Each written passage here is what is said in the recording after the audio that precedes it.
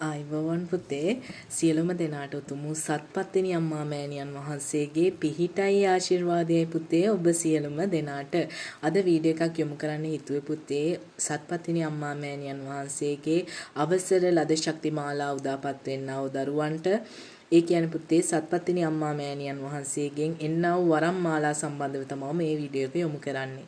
පුතේ පත්තිනි මෑණියන් වහන්සේගේ ශක්තිමාලා උදාපත් වෙන්නා වූ දරුවෝ බොහෝමයක් මේ ශ්‍රී ලංකා දීපේ අද බිහි වෙලා ඉන්නවා. ඒ වගේම ඊටමත් පින්වන්ත උතුම් තෙද බල මහිමේ පිරි වරම් ශක්තිමාලාවක් තමයි පුතේ උතුම් සත්පත්තිනි අම්මා මෑණියන් වහන්සේගෙන් අවසර අරන් එන්නා වූ ඥාති දේවතන් වහන්සේලා අරගෙන එන්නේ. එතකොට පුතේ යම්කිසි විදිහකට සංසාරික ඥාති දේවතන් වහන්සේලා එහෙමත් නැත්නම් මේ ආත්මේ ඉන්නා වූ ඥාති දේවතන් වහන්සේලා ලෙස මේ වරම් ශක්තිමාලා උදාපත් වෙනවා. සමහර වෙලාවට සංසාරයේ ඉඳන් එන්නා වූ ශක්තිමාලාවක් ලෙසත් මේ දේ උදාපත් වෙනවා පුතේ. ගොඩක් විදිහට ඖෂධ ශක්තිමාලාවක් තමයි පුතේ වරම් දරුවන්ට උදාපත් වෙන්නේ සත්පත්තිනි අම්මගෙන්. තව වරම් ශක්තිමාලා උදාපත් වෙනවා. නමුත් හැමතැනම කතා වෙන්නේ සත්පත්තිනි අම්මා මෑණියන් වහන්සේගෙන් එන්නා වූ ඖෂධ ශක්තිමාලා පිළිබඳව. ඒත් එක්කම පුතේ යම්කිසි විදිහකට ඖෂධ වරම් මාලාව එහෙමත් නැත්නම් පේන කීමේ හැකියාව ඒ වගේම පුතේ දෝෂ කපා ඉවත් කිරීමේ හැකියාව උතුම් සත්පත්තිනි අම්මා මෑණියන් වහන්සේගෙන් උදාපත් වෙනවා.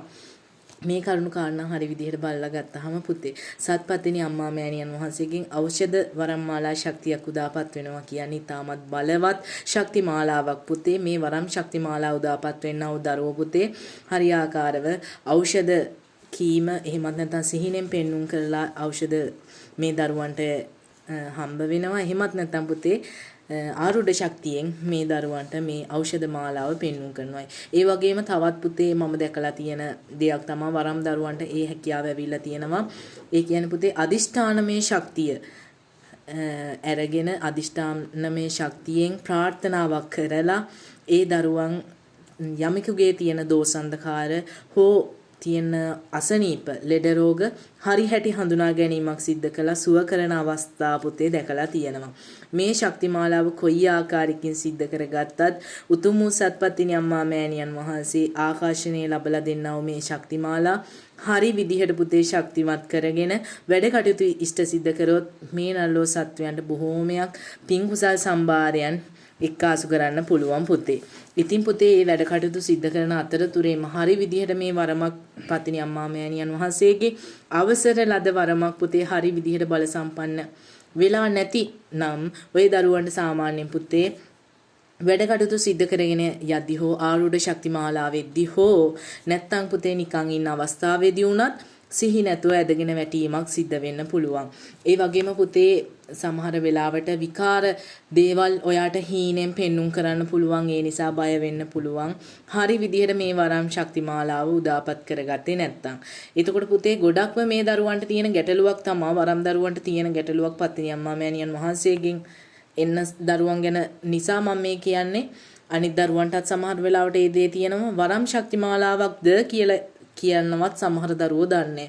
හරි හැටි හඳුනා ගැනීමක් නැහැ පුතේ. දේවාල වලට ගියත් සමහර වෙලාවට ඔයාලට හරි විදිහට මේ දේවල් කියන්න බැරි අවස්ථා තියෙනවා. හේතු කාරණාව සමහරට ඔයාගේ ශක්ති මාලාව අනුව තියෙනා වූ දේවල් අනුව දියෙනා වූ ශක්ති මාලා අනුව මේ දේවල් පරස්පර වෙලා ওই දරුවට හරි හැටි මේ වරම් මාලාව හඳුනා ගැනීමේ නැති හැකියාවක් තියෙන්න පුළුවන්. එතකොට පුතේ මේ සත්පත්තිනි අම්මා වහන්සේගෙන් එනවා කියන්නේ ඊටමත් බලවත් වරම් මාලාවක්. ඉතින් ඔයාට වරමක් තියෙනවා කියලා ওই දරුවට දැවුණත් සමහර වෙලාවට දෙවොල් මාලිගාවේ ඉන්නා වූ දෙවොලක වැඩ කටයුතු සිද්ධ කරන්නා වූ ඒ දේව ගැතියට හෝ ගැතිනියට ඒ දේවල් නොපෙළලා සමහර වෙලාවට ඔයාට වරමක් නැහැ කියන්නත් හැකියාව තියෙනවා. සමහර වෙලාවට වරමක් තිබිලත් නැහැ කියන අවස්ථා අපි දැකලා තියෙනවා.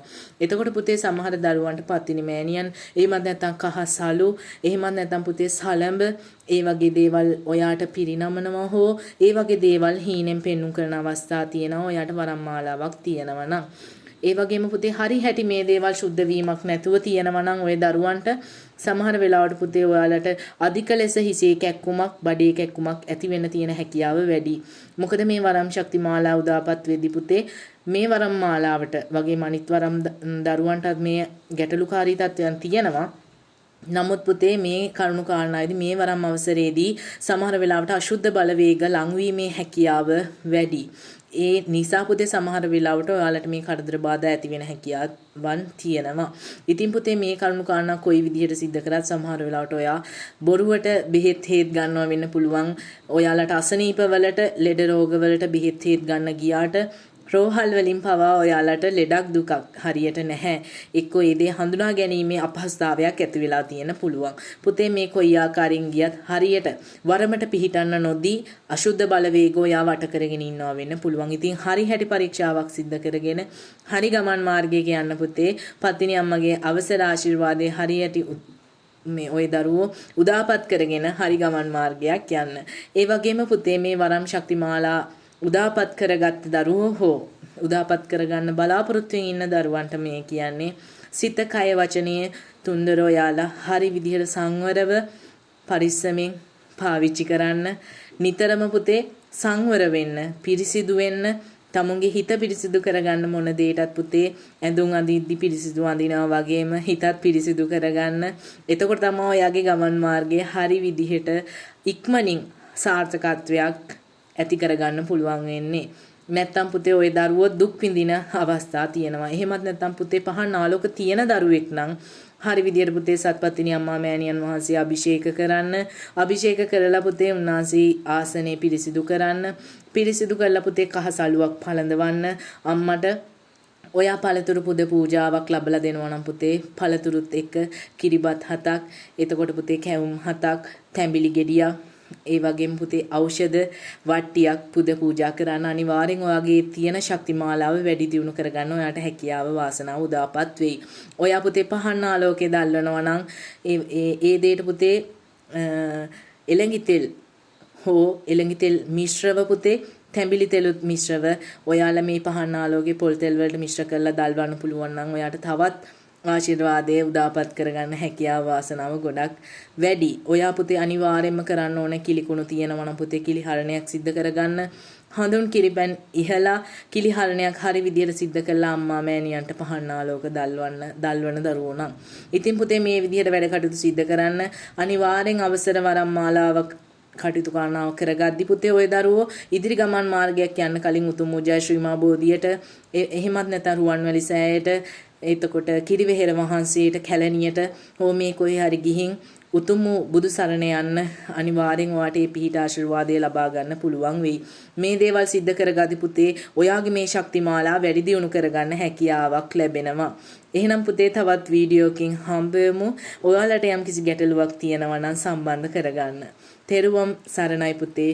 සිද්ධපත්තිනි අම්මා මෑණියන් වහන්සේගේ පිහිටයි ආශිර්වාදයයි ඔබ සියලුම දෙනාට.